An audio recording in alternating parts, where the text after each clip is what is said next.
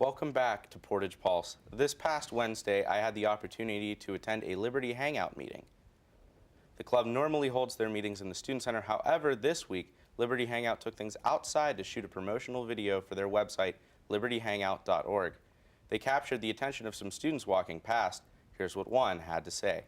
We need stricter gun control, meaning background checks, and I don't think we need assault rifles in America. I don't feel it necessary, but I can understand like a handgun for security or personal. Well, I'm joined here today by Michael Heil. Liberty Hangout is a primarily libertarian organization on Kent's campus. So here I am with Michael Heil. Michael, thanks for being here. Yeah, you're welcome. We're going to dive right in. There was breaking news this morning. The university will allow Liberty Hangout's open carry rally to go on. However, there are some guidelines you'll have to follow. Now, we know that all participants must adhere to university policy, and in their statement they stated, quote, "No one may carry guns or weapons on Risman Plaza during the event," end quote. How does your organization feel about this? Well, with the administration especially, we've been shooting emails back and forth, having phone calls back and forth. Most of them never responded to me. And they've been trying to figure this out for, over a month now. When I met with them, you think that if they had a policy that said, if we're going to host an open carry rally hosted by a club and they wouldn't let guns on, you think they would tell us that so we can do it a different way to make sure the event happens.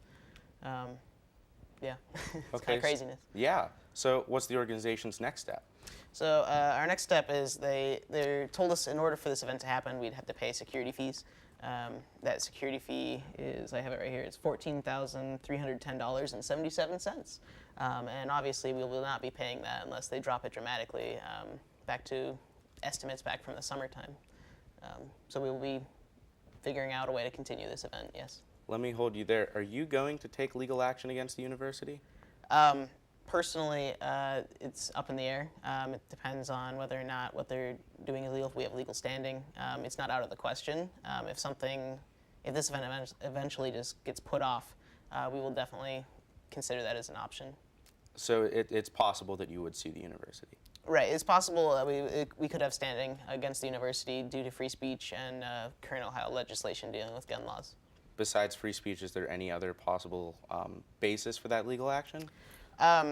Just discrepancy between the policy and the administration. At one point they'll tell us one thing, they'll tell us another thing, especially when comparing this rally to the one we had last April, which went fine with no hinges, and this one's we've been almost denied or made it more complicated every step of the way. So how has this affected your organization's relationship with the university? I'm always willing to work at the university. The reason we could, legally in Ohio, anyone that's not a student, faculty, or staff could go onto the university and open carry at any point because it's a public university. The only reason the university knew about our event is because we wanted to make sure that we were crossing all the T's, dotting all the I's, and doing it correctly, and making sure everyone's safe. That's why we contacted the police. But obviously, it's not going that way. And so for them to it seems like they're kind of restricting what our views are as a club. Okay. So with all this being said this morning, what can we now expect from the Kent State Open Carry Rally hosted by Caitlin Bennett? We have a couple different options we could take. One, we could try and what we're trying right now is we're trying to work with the university to reorganize what they had thought of, get back to what we wanted to do originally, have the open carry rally on the plaza, not surrounded by bike racks like they want to, where they restrict people from even carrying guns, because that's not how it was in April. We want to do it our way. And if that doesn't work out with a reasonable cost and reasonable time, another option we will have is just to possibly straight up cancel the event, and they legally cannot stop members from the public from going onto the university with firearms and open carrying. Those won't be students, those won't be faculty, those won't be staff, but anyone who's not those three things could come onto the university at that time. So you said you're willing to cancel possibly this event.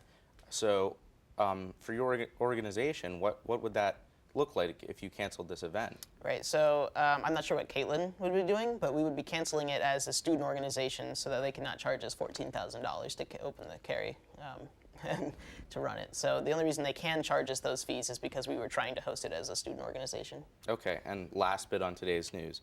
The university has told you they cannot accommodate the request to allow speakers to use the Kiva auditorium. Have you told your speakers, and are you planning on still having them?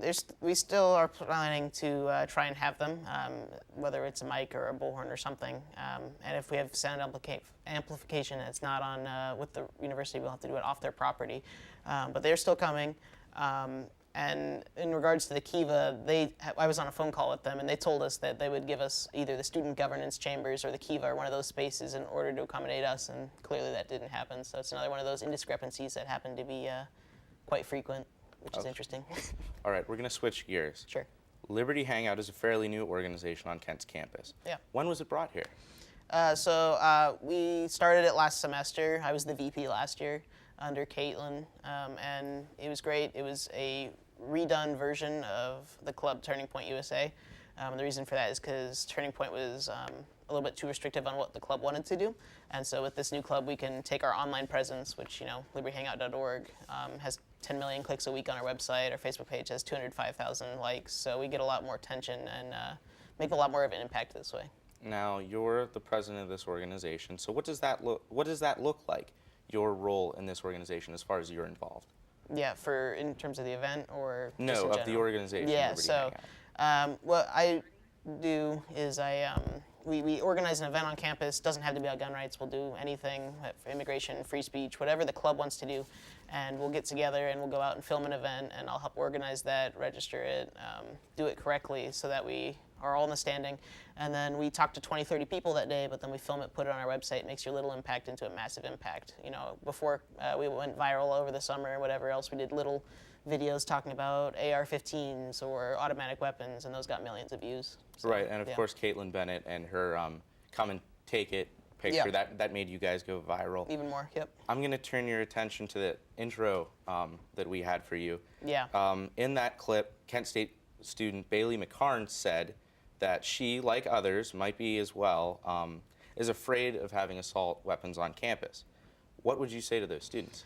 I would say to them to look up some facts and definitions, because the term assault weapon, especially assault rifle, does not exist, especially in the military. It's not an actual term. It has no legal standing. And I know she also mentioned having a handgun versus a rifle.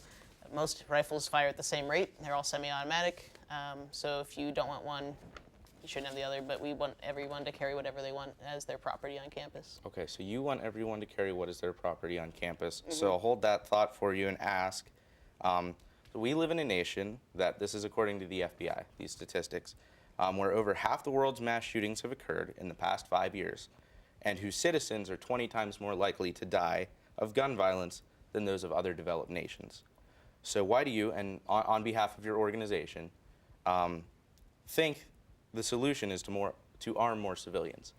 So to arm more civilians, it's just a matter of self-defense, and it's a matter of the Second Amendment. It's a matter of who gets to determine what you own and why, and that's a very important value, I think, is upheld in America, especially when you look at most of those shootings happen in gun-free zones, right? So every mass shooting that's happened in the last 100 years in the United States, 98% of those have been in a gun-free zone, right? In shootings that happen in a area where you're allowed to have guns get stopped a lot quicker, especially you look at like the church in Texas where some man was stopped with an AR-15, doesn't get picked up as much, doesn't get reported on as much, and it's really important for people to be able to defend themselves in however way they see fit. Okay, so I'll wrap up with this. Besides being strong supporters of the Second Amendment, what other views does Liberty Hangout collectively hold? Massive free speech advocate, right? So you don't have to agree with us. We love to talk with people that don't agree with us. We want to have civil discussions. That's one of our main things, right? Is to people who, no matter what your viewpoint is, should be able to say whatever they want and talk about whatever they want. We also do a lot of stuff with property rights, peace and prosperity rights, just everything that was really in the core Constitution values. All right, Michael, thank you. Unfortunately, we are out of time here. We are going to head to break. Portage Pulse will be right back.